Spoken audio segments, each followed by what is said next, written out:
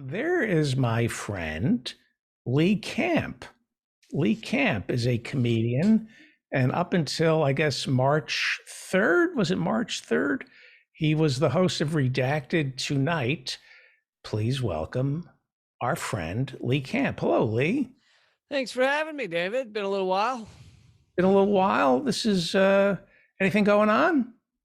Yeah, anything going on in the world at all? Or, yeah, in my life? No, not really. So I'm really excited that you found time to come on the show. RT America, used to be called Russian Television America, got shut down early this month after the channel was dropped by DirecTV. RT America features news, commentary, documentaries featuring Chris Hedges, Larry King, comedian Dennis Miller, and of course, Lee Camp. It was funded by Russia. Some saw it as a propaganda arm for Vladimir Putin. Before we start, Lee, I just want you to know I liked RT America. It was honest. You knew exactly who you people answer to, and it was real journalism, touching on stories that very few news organizations funded by corporate America were willing to touch. I believe that RT America was a plus. Who better to hold America under a microscope than Russia? And True, but I don't consider myself Russia. So, right.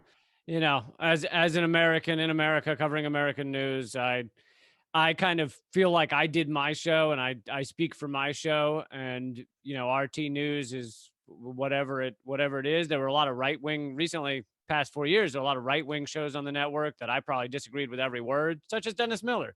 But but so I speak for what I do, and ever since before I was at RT, I'm the same as I was then: anti-war, anti-imperialist.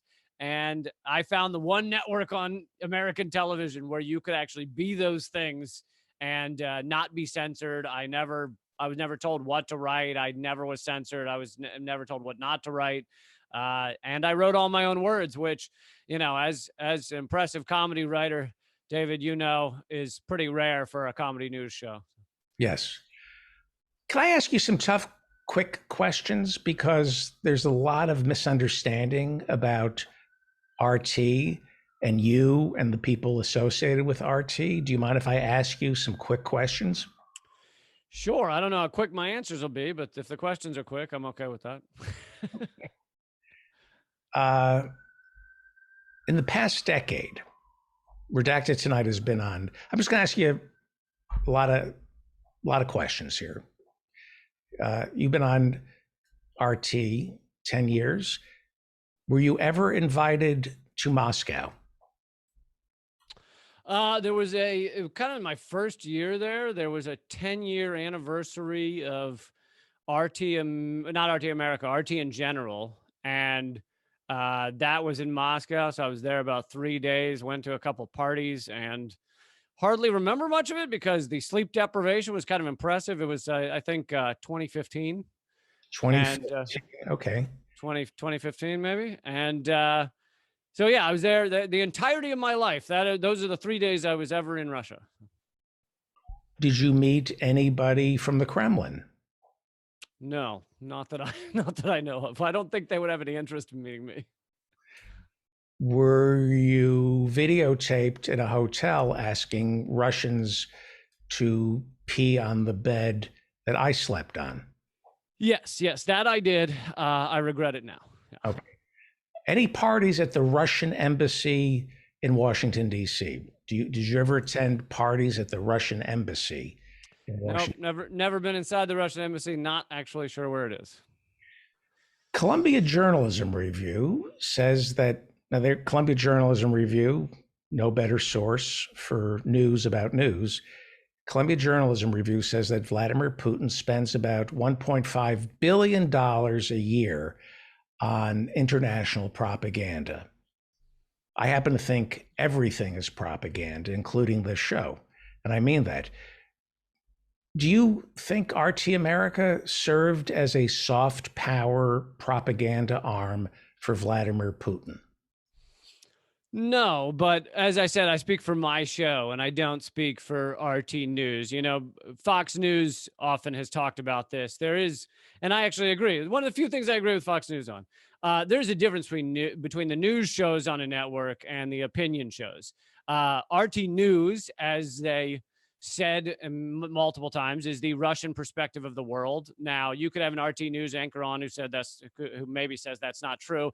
Ben Swan, who did a variety of jobs for RT over the years as a contractor, also was a anchor at CBS affiliates, Fox News, and NBC affiliates, and he said by far the most freedom he ever got was at RT. But Right. I don't speak or answer for RT News. I had my personality show in terms of it being centered around me, as did Jesse Ventura, Larry King, Dennis Miller, Chris etc. Hedges. Chris And Hedges. I didn't watch RT really because I don't watch any cable news, so I can't speak for what RT News was or was not saying. I did my show, and I think expecting, and I'm not saying you are, but I'm saying some do.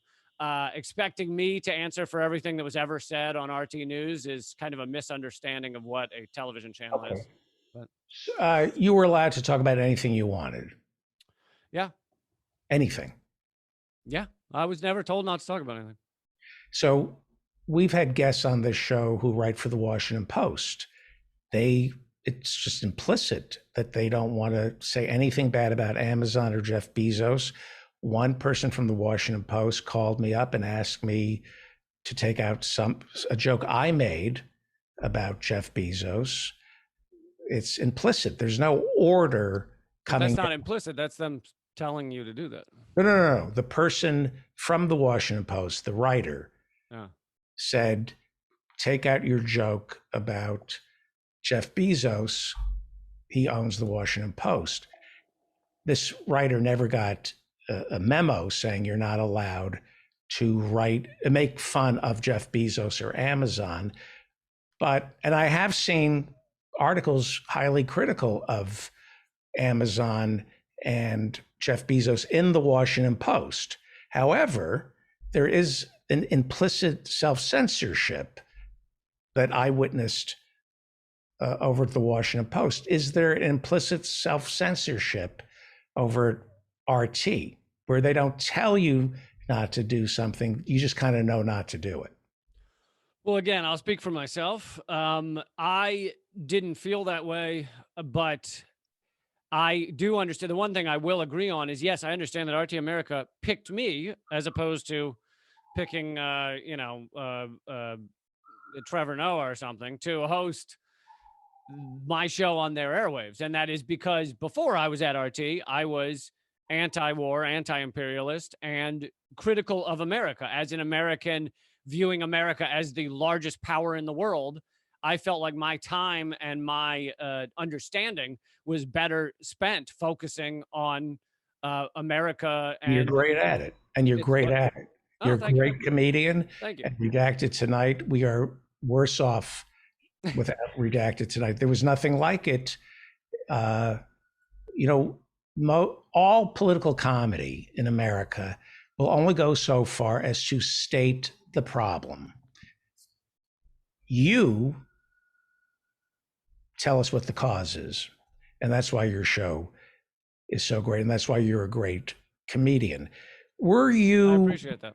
Were you allowed, did you get a sense that you were allowed to say anything you want about America and American imperialism, but nothing about Russian imperialism? Did you get a sense that it was okay to crap on America, but not Russia? And by the way, I'm okay with that.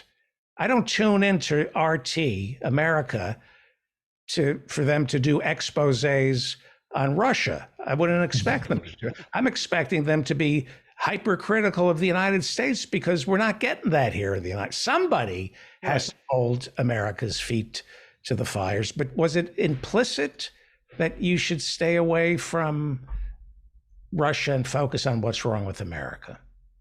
I never felt that way, but I think it would have been weird for me to get the show and then decide, okay, I'm a new person now. Now I'm going to pretend I'm Russian in Russia, criticizing Russia. So I get that they picked me to be on that network because I was Sure. truly anti-war and anti-imperialist. I also think it's important to note that Russian imperialism is of a far different level than American imperialism. There's, we have 800, 900 military bases around the world. Russia has, I think, 18, mostly in the former Soviet bloc. So I get that. And I, by the way, I said I was opposed to Putin's invasion. I said it on my airwaves before, but that doesn't mean you can't understand the context of the world we live in and what's going on. But anyway, You I do believe, think we're talking about little league imperialism versus real imperialism. But right. Do you believe Vladimir Putin is an enemy of liberal democracy as fostered by Davos, neoliberalism? Do you think he is an enemy of liberal democracy as well as an enemy of neoliberalism that, Davos has spawned? enemy of neoliberalism. I'm having a little trouble understanding the question. Neoliberalism is, very significant in the American kind of takeover and But it's destruction of linked the to world. our So. it's linked to our definition of democracy. Do you believe that Vladimir Putin is opposed to democracy? I mean, maybe. I don't think he wants to leave power in Russia. So I'd say that's kind of anti-democratic. But Is Russia a democracy? I mean, ostensibly, but I suppose we're ostensibly a democracy as well, and we're not really a democracy. Right, right. I mean, I'm surprised you get information about Russia that it's, a police state and there's nobody allowed to criticize. Well, you have Navalny, who, yes, he is a political opponent who has been locked up, but he's issuing statements opposing the invasion of Ukraine. You do have something resembling freedom of speech in Russia. However, journalists are getting disappeared, and they are doing. Right. And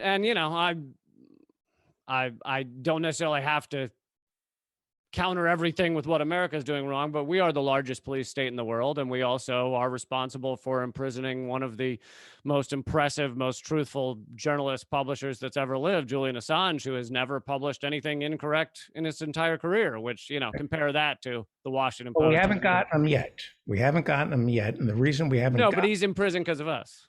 Yeah, but the British prosecutor won't send him to America because she says the American prisons are so bad she's afraid to commit suicide. So yeah, so that's the plus. Yeah, but you would agree that America has more freedom of the press than Russia? I think so. I mean, again, I don't claim to be an expert on Russia. I don't study it at all, and I don't live there. But right. I think we do. But it's getting pretty ugly. Right. So here's some things I'm hearing from certain members of the left. I'm on the left. I think you're on the left. Yeah. You're Democratic Socialist, Bernie supporter. I was mostly a Bernie supporter. I felt like there was no chance that the corporate oligarchy would ever let such a thing happen. But you don't like Tulsi Gabbard? No. I mean, I can't claim to have known she was a fraud, but I knew there was something weird going on there, and now she's far right wing, basically. So let me ask you a couple of questions that I hear people on the left disagreeing with. So let me get your perspective. Is this real left or is this MSNBC left? MSNBC that's far right. That's like the eighth. Okay, I'm glad we agree on that. That's C14 on this show. Do you believe the following? Do you believe Vladimir Putin meddled in Brexit, that he meddled in France's last presidential election, that he's a big supporter of Hungary's leader Orban, and that anywhere there is an authoritarian leader in, say, Brazil, Syria, or here in the United States, like Donald Trump, any authoritarian leader who's out there has gotten some kind of funding and or assistance from Vladimir Putin? Now, I'm not asking if you think he's installed these people, but do you think he kind of helped them using internet trolls and their money? I mean, I think a lot of the things you listed are probably America did more of, but uh, Like yeah, I don't know Marine Le anything Pen in in terms France, of. or like, do you believe that Marine Le Pen got a bank loan from America and not Russia, or that Orban in Hungary is being propped up by? Uh, I know Tucker likes him, but not the United States government. Aren't these people? I'll believe you if you. I look. I have no problem with believing you on those facts. I don't know those things, but sure. I don't know Do you if you think want. that Vladimir Putin? Do you think Vladimir Putin wants to prop up authoritarian regimes in the West? I don't know if it's specifically authoritarian or it's the ones that it's leaders that are outside of the kind of imperialist tentacles of the U.S. So Russia has an alliance or somewhat of an alliance with places like Venezuela, and Venezuela is outside of the kind of capitalist tentacles of our government. So I think that would make sense for Russia to have a desire to work with a country like that. And meanwhile, we have the reverse. We have a desire to see how thoroughly we can crush a country like Venezuela, where we, according to the UN, we've killed close to 100,000 people with our economic war on them. And if anyone thinks economic sanctions sound nice and friendly, it's basically stopping food, money, and medical supplies from reaching, who? Not the rich. It stops it from reaching the poor, the babies, the elderly. So we kill essentially babies, elderly, and the sick in various countries, Iran, Syria, and we view that as a win. It's a political win for us to do that, and that type of thing I find repulsive. Yeah, what's going on in Ukraine, Mariupol, or the siege of Kiev that Putin is planning? This is monstrous. And what you do is you don't allow anything to come in or leave that town. Those are like military, that economic sanctions are slow motion sieges of a town. And how many Iraqis died because of economic sanctions before the second Gulf War? 500,000, which Yeah, Madeleine Albright thought was a terrific idea. Yeah. Madeleine Albright was put on the spot and said, you know, 500,000 children died from our sanctions. What do you say about that? And she said it was worth it. That's the type of foreign policy we have. I do think in the discussion of Ukraine, we can walk and chew gum at the same time. We can admit that what's being done is horrible. And we can also understand that the U.S. knowingly, I mean, you can look at, think tank pieces and Defense Department reports, knowing that as they pushed closer and closer to Russia's border with NATO alliances, with missiles, with funding and backing coups and putting in U.S. favorable governments, they knew they were pushing closer and closer to this day where, ironically, right now, look, what do I want as a peace activist, as someone who's anti-war? I want to see Ukraine and Russia sit down at a peace table and not leave the room till they've figured out what the hell they can do to end this. That's me, who doesn't want anyone more to die. What does the U.S. government seemingly want, or the West in general? It is not that. They seem to want to fund and arm as many people in Ukraine, which is just more death and destruction. They seem to want this to go on as long as possible. Amen. I believe Biden could have stopped the invasion by reversing, what was it, the 2008 Bucharest summit, where we invited Ukraine and Georgia to join the EU and NATO, and that just and Putin threw more than a hissy fit. Right now, do you think I don't know anything? I think all Biden has to do right now is guarantee Russia that the West will stop courting Ukraine, and Putin will stay out. That the West will stop courting the Eurasian countries that border Russia, not have them join NATO. I'd like to think that's true. Yeah, if you look at Russia's demands as reported by Reuters, they were that Ukraine remains neutral, meaning never joins NATO, that no more missiles are basically sent to Ukraine, that Crimea is acknowledged as Russia's, and that the Donbass region is independent. The Donbass region, many people don't know that, I don't know if it's 50%, but it's a lot of people in that region view themselves as Russian and not Ukrainian. Right. Many of them have Russian passports. They speak Russian, and they've been warring since 2014, since we, helped create a coup there. And there are outright Nazis. People, you can see photos of them with swastikas on their helmets. So these are not secretive Nazis. These are full frontal Nazis that are in that region. And that war has been going on for 8 years, and 15,000 people have died. And in the Minsk agreements, which were supposed to avoid war between Ukraine and Russia, they agreed to make that region independent, and they never did. So Russia's demands are not that insane if you're talking about walking back from the brink of nuclear war and not eliminating the human race. What is more insane than nuclear war? Yeah. When you say Nazis, Putin says he wants to denazify Ukraine, and we've heard talks. We've heard talk about the Azov Battalion, C-14. The Azov Battalion is a right-wing neo-Nazi militia that got absorbed into Ukraine's National Guard before Zelensky became president. The troll farms, as I understand it, the Russian troll farms, want us to believe that Ukraine is run by Nazis.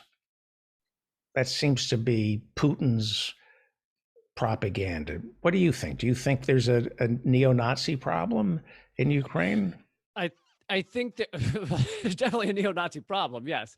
I think that there is a shades of gray argument here. I don't think the Ukrainian government is run by Nazis. As people will quickly point out, it's a Jewish president. But according to, I had, on my patreon.com/Lee Camp, I had former UN weapons inspector Scott Ritter, who everyone will hopefully remember, went on all the media outlets before the Iraq invasion, said there was no WMD in Iraq, and he was tarred and feathered for it. So he has said, and I tend to trust him, that it's not that the Nazis have, the government is fully Nazi. It's that the Nazis are ones willing to use extreme violence. So these politicians are largely answering to some of these neo-Nazi battalions, maybe not all of them, because those who don't wind up dead or wind up, threatened in some way. So his point was not that they own the government, but just that they are making a lot of decisions because they are the power. They are the ones willing to kill to get their way. I ask tough questions on this show. I'm going to go on the record and say I'm anti-Nazi. Are you pro or anti-Nazi? You make tough statements too. You're anti-Nazi. Let me ask you about going back to what people say about RT. Russia, much of its economy comes from gas and oil. Yeah. Were you ever forbidden from linking gas and oil to climate change? Nope. Covered it endlessly. I covered climate change and the harm we're facing, the disaster we're facing, and fossil fuels and the linkage more than I'd say definitely any mainstream news outlet, but maybe more than any independent news outlet. And the Fairness and Accuracy Reporting did some studies.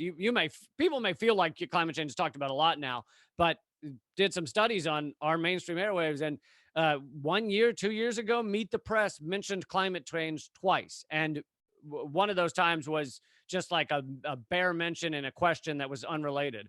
So essentially, there is, considering its existential threat, it's like zero coverage. And here I was on a supposedly fossil fuel funded network in terms of it being Russian, talking about it endlessly. Isn't Meet the Press sometimes sponsored by British Petroleum and then sometimes sponsored by Boeing? Not the way it usually works. On September 15th, this is an area that I want to ask you about because I find it confusing. In September of 2020, Putin went into Syria to assist Bashar al-Assad. He's the leader of Syria, and there's a civil war going on. It seems to have died down because he's killed everybody. Vladimir Putin sided with Assad, who has been accused of using chemical weapons on his own people.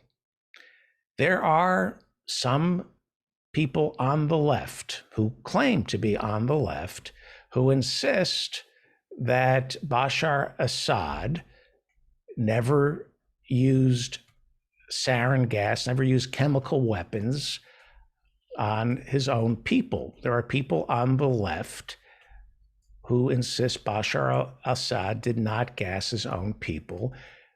Do you believe he gassed his own people? The reason I ask that is I suspect a lot of the people on the left get money from Russia or Syria to boost up Bashar al-Assad in Syria. not to give you a loaded question there at all. So Assad, likely a monster. I mean, this is endless bombing. It's disgusting. War is disgusting, which is why I'm anti-war. So I'm opposed to all the bombing. I'm opposed to all the death, and it's immense. And the U.S. has helped fuel it. We've helped the quote-unquote moderate rebels, which are not a thing. They are actually, many of them are jihadists beheading people in the streets, and we're helping fund and arm them. In fact, you can read I think it was Washington Post or mainstream article about how CIA-funded rebels were fighting at one point Pentagon-funded and armed rebels in Syria. So that's how ridiculous our programs get. But that doesn't mean I support Assad. You can be opposed to both sides in a war. In terms of the chemical weapons, and you kept saying people on the left, and then you added in funded by Russia. But where am I getting my information? Or Syria. But where am I getting my information? Well, let me back up. I believe that no, of course the chemical weapons were not.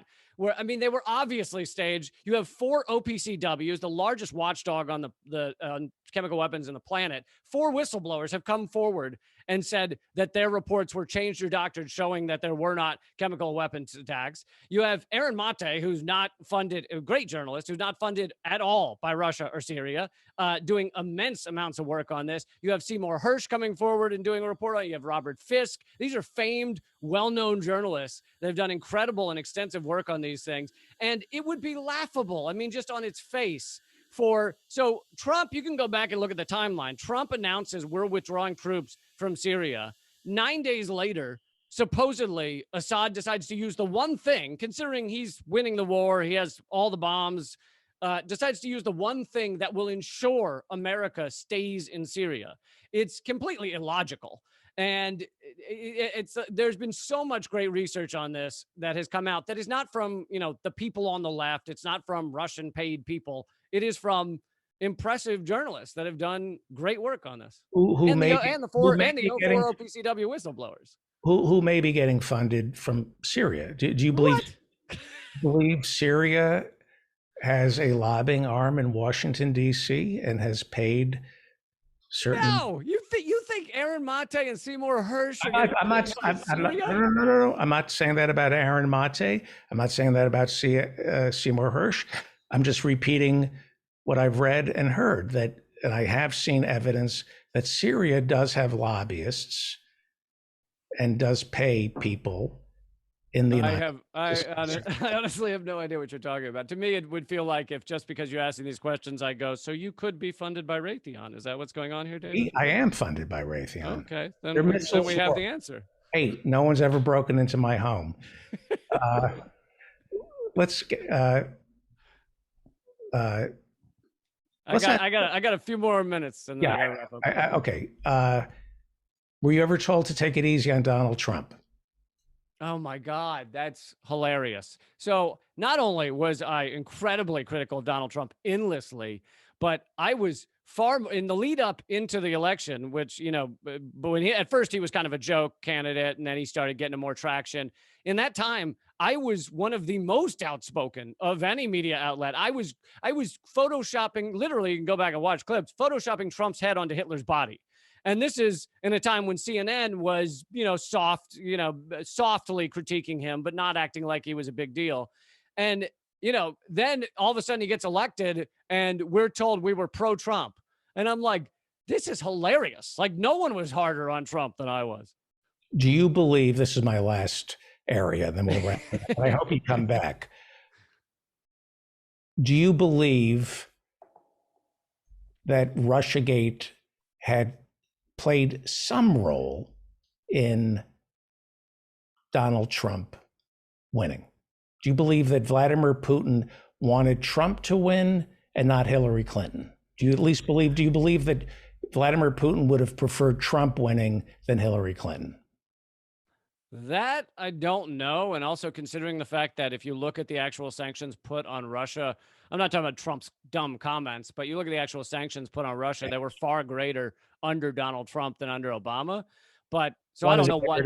But Trump wanted to get rid of NATO. Trump wanted to get rid of NATO. True, he did say some things about NATO. None of it happened, but well, he said the report is that he was, once he got reelected, he was going to pull out of NATO, and I think that would have been. Well, then maybe that would have been a positive for Putin. But to go back to your initial question, every major tenet of RussiaGate has collapsed hilariously, and even the Mueller team, who indicted 14 or 16 people connected to a clickbait farm in St. Petersburg.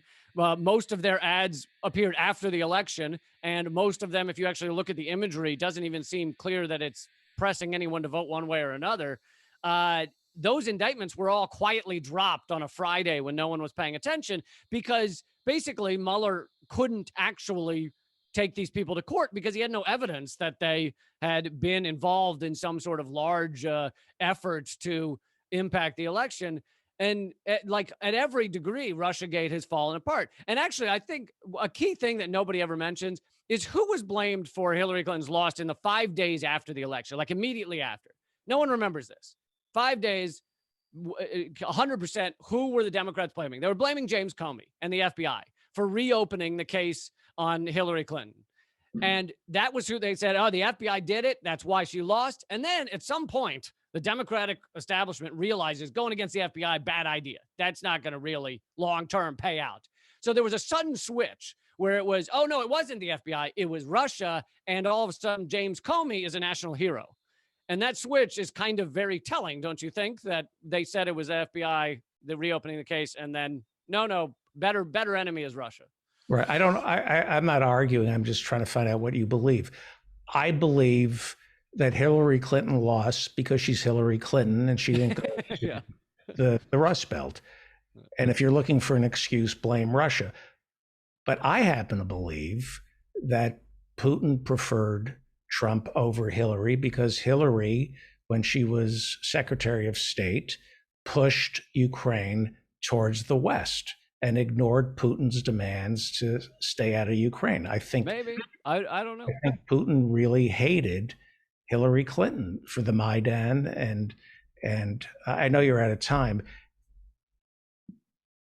You don't see any evidence of Russia trying to help the National Rifle Association funnel money to Trump and Republican candidates. You don't see any evidence of Russia meeting in Trump Tower with Compromat on the DNC.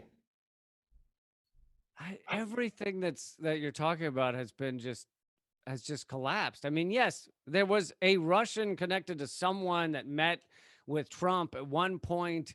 I mean, it is such a reach to try and be like, this is clearly Vladimir Putin made Trump do everything. Is just every degree of Russiagate has just fallen on its face. And that's why you see Paul Manafort and Yanukovych. Paul Manafort, his first campaign. Paul Manafort was a sleazeball con man who was working for business people in Ukraine, but he wasn't. If you actually, what they actually said, he revealed to Russia or what? There's nothing there. He gave them poll numbers. I understand that, but yeah, poll numbers honestly, it is such a stretch. And that's why you end up in this spot where people are like, okay, maybe it's not that thing or that thing or that thing, but what about this little thing? Like, it's honestly amazing how people cling on to this rather than just saying what you just said. Hillary Clinton lost because she's Hillary Clinton. Hillary Clinton lost because of her history, her past, the things she says, the fact that she couldn't campaign in the Rust Belt because they found out every time she campaigned there, her numbers went down. Like, that's why she lost. Right. Lee Camp is a terrific comedian. He was the host of Redacted tonight. Corporate censorship.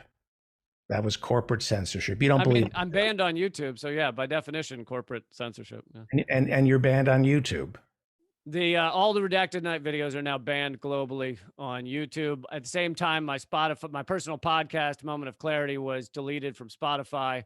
Wow. And so I'm trying to build something on Patreon. Yeah, simultaneously. Spotify deleted you? Yeah. Have you tried pushing ivermectin and saying the N-word 40,000 times? I'm thinking about it. I'm thinking about it. That might win back the hearts of Jesus. Losing Redacted tonight is a big loss for media here in this country. I appreciate that. Yeah, and RT America, you're a great comedian, and I hope you end up back on the air somewhere. How do people support you? Patreon.com/Lee Camp. I'm just trying to build that up, and if I get enough, small dollar members, I can create something that at least has the feel and passion of Redacted Tonight, even if it's not in a news studio.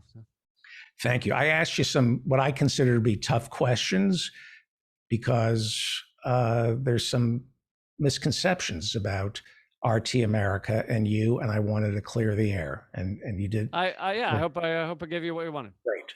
Thank you. And Lee Camp, it's Lee Camp on Twitter, right? Yep, at Lee Camp. Fantastic. You're listening to The David Feldman Show, davidfeldmanshow.com.